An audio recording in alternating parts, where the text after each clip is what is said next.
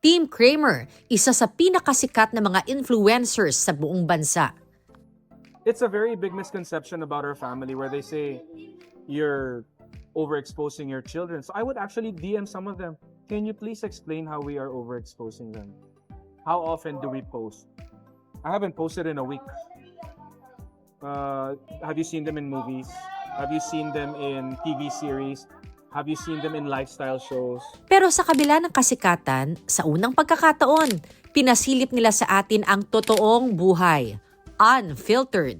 He really likes. Yeah, he does. That's his collection talaga. But I think it becomes so much easier when your partner's involved. My husband's very involved. I never felt at one point that I was just raising the kids by myself. If my husband could breastfeed, he would breastfeed too. I kid you not. It's what we call our community table. Yeah. This is where everybody sits down and just does work and talk. Just to remind my kids what to observe and to be aware of their attitude. Always remind them. Kids, kids, kids. The fruit of the Spirit. Say it, recite it. Joy, love. Tara, get to know Team Kramer. Be happy! Come with me, put your hands together, ta-da, let's be happy. You will see tomorrow's brighter, ta-da, let's be happy. Pilipino tayo, kaya lumalaban tayong nakangiti. Mas kilala natin sila bilang mga influencer sa social media, mga commercial model. Pero ngayon, mas makikilala natin yung other side ng The Kramers. Nandito tayo ngayon at papanoorin how it is to be a Kramer. Naku, ayun oh. This won't be your typical house tour of the Kramers. Welcome to the Kramer family. Ito ang hindi nyo typical house tour of the Kramers because you will see them in a different light. But excited ako for you, for all of us to get to know the entire family. Ito sila. Siyempre, may basketball court. Hello, Adeline. Wow, ang ganda ng bahay. Ay, grabe. Sorry naman, Chaska, nakakatawa. Hello! This is our helper's anak, Oh, Yeah. what's your name? Tia. Hello, Iya. Hi. Hello, Iya. Hello, Iya. Okay, so this is our sala area. So, yeah, we also hang out here. Actually, Doug and I, we also enjoy hanging out here. Usually at night, we put up all the blinds. You see the city lights? We have a glass of wine, then we converse about, let's say, our plans, the things that we look forward to, goals as husband and wife, planning for our kids and stuff like that. So, Literally, so this is my seat, and then my husband stays there. komportable ba to? Yeah, sit down. Sit down. You'll be surprised. It's very comfortable. Decorative. Hindi. Oh, it is nice. Yeah, and then I put my feet up there. And then sometimes, my kids also sit there. Di ba hindi lang siya aesthetic? Yeah. So nothing, are you an aesthetic person or a practical I think I'm both aesthetic and at the same time, I also look for function. function? Yeah. So, Ito masarap siya. yeah, so if you could see the sofas have tables on the side because sometimes my kids like to put their laptops there and then they work. And then on the other side, I put like a small wooden sort of like tray there so that you can put your glass there when you're talking. So yeah, so you don't have to keep moving forward just to put it in the coffee table. Yeah. So ano, maganda but also very functional. Yeah, and I also don't like parang masyadong fixed. In other words, it's too uniformed. So as you can see, parang it's a lot of different things, but I try to make up for it with a color combination. At least they complement each other. But I like to layer my carpets. Iba pala nitong Pag naka-mount. Oo. So usually kasi nilalagay lang natin as a divider, di ba? But when you mount it, it gives more character I to know it. where Yeah. Thank you for that. Thank Now you. I know what to do with this one. And then, ito, galing pa to sa mama. My mom's, yeah, my mom's. And then some of the painting was also passed on to me by my mom. Sentimental ka? I am very sentimental, especially because these are things that I grew up with, and then things that my mom entrusted to me. So kaming magkakapatid, parang binigyan kami ng mommy ko ng mga antique or mga paintings, mga kung ano-ano. This isn't your first house? No, this isn't our first house. Our first home that we ever built was in Pasig, and that's where the kids grew up. So for the first, I would say, maybe 5 years of our life, I could be wrong, 5 years of our married life, we were renting. So from a condo, a 2-bedroom condo, to a 3-bedroom townhouse. And then we built our first home, took a leap of faith.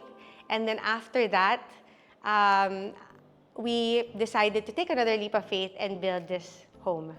Actually, when my husband saw this property, you couldn't see anything because it was filled with, trees and everything. It was covered. And so he had to really go inside and see what was out there. And he goes, oh my gosh, this is so nice. So he saw the potential in it. And then, so that's why we built here.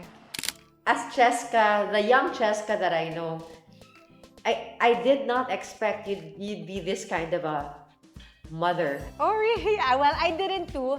I had no idea that I would be like this. Diba? Like commercial model. Tapos, oh, that glamour. Yeah. You were like one of the it girls during our time. Oh, thank you. Oh, diba? Yeah, I also didn't expect that, marriage and having kids would really change me. But I think also my relationship with my husband really changed me a lot. Like in what way? In a good way. I mean, I think I became more, I guess, more content, and at the same time, more joyful in a lot of things, and more relaxed as a person, less uptight, and then, of course, less emotional.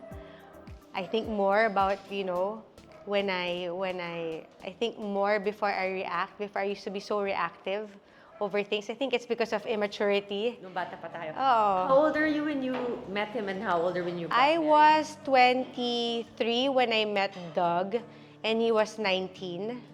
Oh. Yeah, so he was still in college when I met him. He was still playing for Ateneo. And then I was already working. And then we got married 5 years after. So when he graduated from college, he proposed and we got married. Like right after, siguro mga maybe a few months or almost a year after he got out of college, he proposed and we got married. So he was about maybe 24 maybe. Has it ever crossed your mind why the family was brought to this place, like publicly? Has it ever crossed your mind? Because obviously that wasn't planned. Yeah, that wasn't planned. It's Actually, kind of big. we were so surprised. In the beginning, we were like wondering, what's going on? What's the interest all about? I didn't even want to have Instagram and Twitter and all those stuff. I was thinking, don't want to have to, manage so much things and then people's, I don't know, thoughts being said and stuff like that. And I was like, Doug goes, it's okay, honey, come on, we're just doing it for our friends, so that it will be easier for them to see the children and us and stuff like that. And then suddenly there's so much things happening and interest in our family. I don't know why, but what Doug and I really tried to be intentional, at least to show that it's possible to have a solid and complete family, but it takes a lot of hard work, and it takes a lot of really, also for us personally, trusting the Lord and putting Him in the center of your relationship. I honestly think if I wasn't where I am right now, I think that I'd appreciate maybe my husband as much, and because he can get to be very selfish also as a person, right? So, but I've also learned to, again, hold most of my thoughts captive before I ever say anything. Be more respectful of the relationship and of my partner, and embrace motherhood and see it as a big blessing. I think it becomes so much easier when your partner's involved. My husband's very involved. I never felt at one point that I was just raising the kids by myself. So even when I had Kendra, my husband was changing diapers with me. He was putting the baby to sleep. If my husband could breastfeed, he would breastfeed too. I kid you not. So I think marriage becomes a walk in the park when you have somebody who's as committed and as dedicated in the marriage. So I feel so blessed that I really found somebody who's just all that. A lot of things that I prayed for and many more things that I didn't know and I didn't pray for, but God knew. Yes. Yeah. Yeah. So for me, I just really want, honestly, for me, I just really want a quiet life. Quiet. I just mind their own business, have a quiet life, raise their kids well enough that they take the values and the, love for the Lord, pass it on to their children. Have our children have good marriages too. I think those are the hard things to find in life that take a lot of hard work. For me, that's what's valuable for me. Really. I always say that to Doug. Even when I greet him and during our anniversary, I always tell him, thank you for giving me a quiet life and a content one where I don't have to look for you. It's so hard to be looking for your husband. He doesn't go home on time. Or it's just so hard to look for someone emotionally and he's not there. You get? Yeah. So, for me, that's enough. That's peace of mind for me. I don't think any amount of money can ever amount to that. You said kanina na broken family ka. Yeah. So this was very important to you. Very important to me. Very important. Yeah. That's why I said it's everything I prayed for and more. Because, when you're placed in a situation sometimes, diba, parang meron kang mga hinahanap na pinagdadasal mo, na feeling mo kulang. And meron ka rin mga hindi na pagdadasal dahil you never experienced it or you never had it. Parang wala siya sa horizon. Yes, but God knows also the things that you prayed for that were very general, but He becomes specific. How long did it take to finish this one? I guess 2 years, maybe a year and 8 months, almost 2 years. And you knew exactly what kind of home you wanted to build?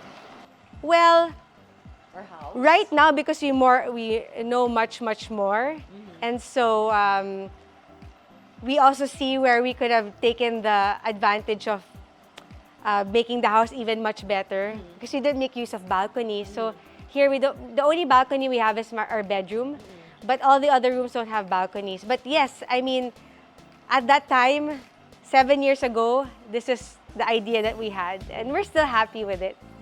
So this is also where we hang out. We have a pergola there. So sometimes we hold parties here and then we hang out there, yeah.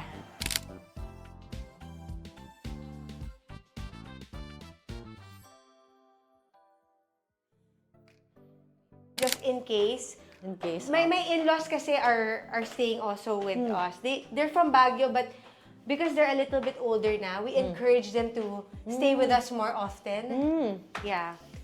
And then That's nice. And then at the same time also, made sure that it's senior citizen proof.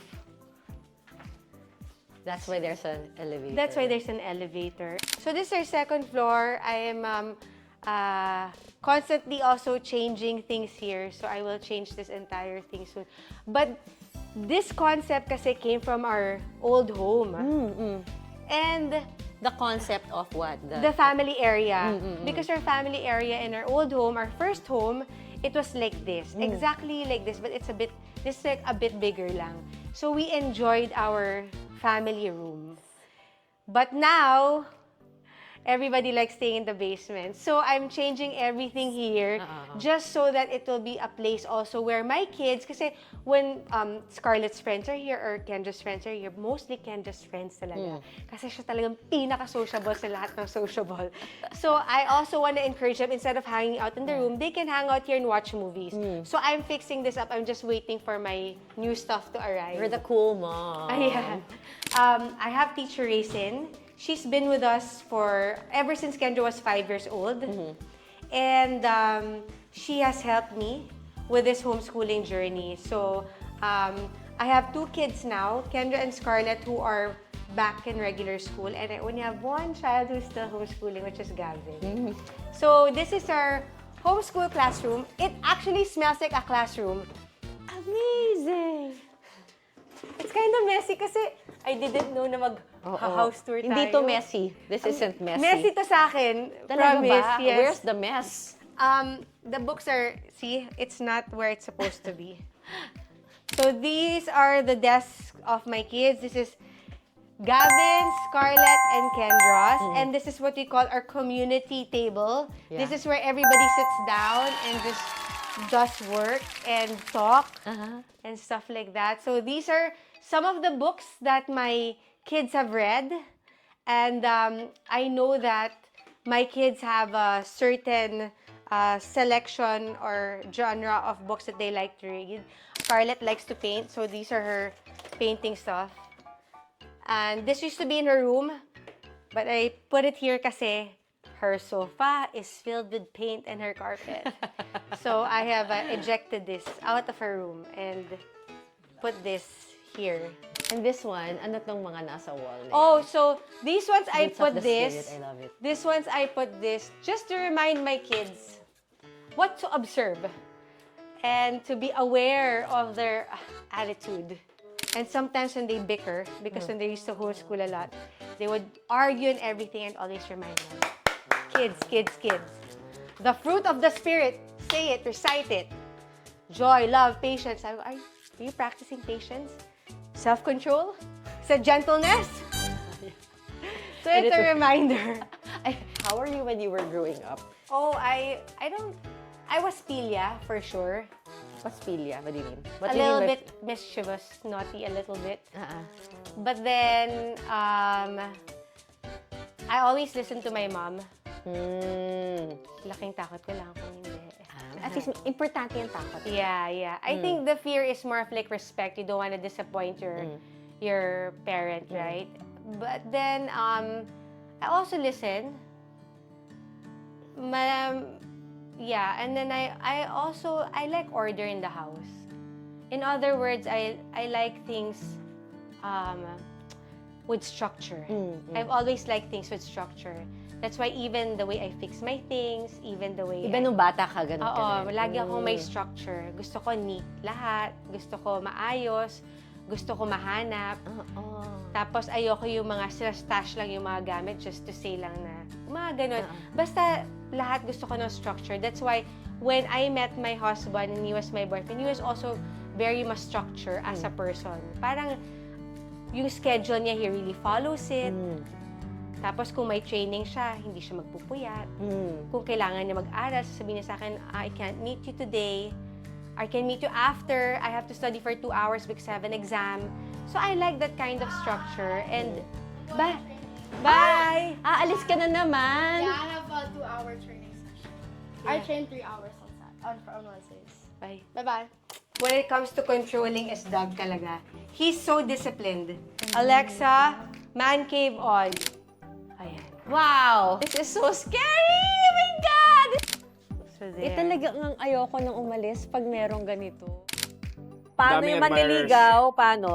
Wala naman naliligaw, pero I know that madaming ina-admire si Kendra. Madami talaga siyang admirers. But, you know, we'd always tell her, you don't have to engage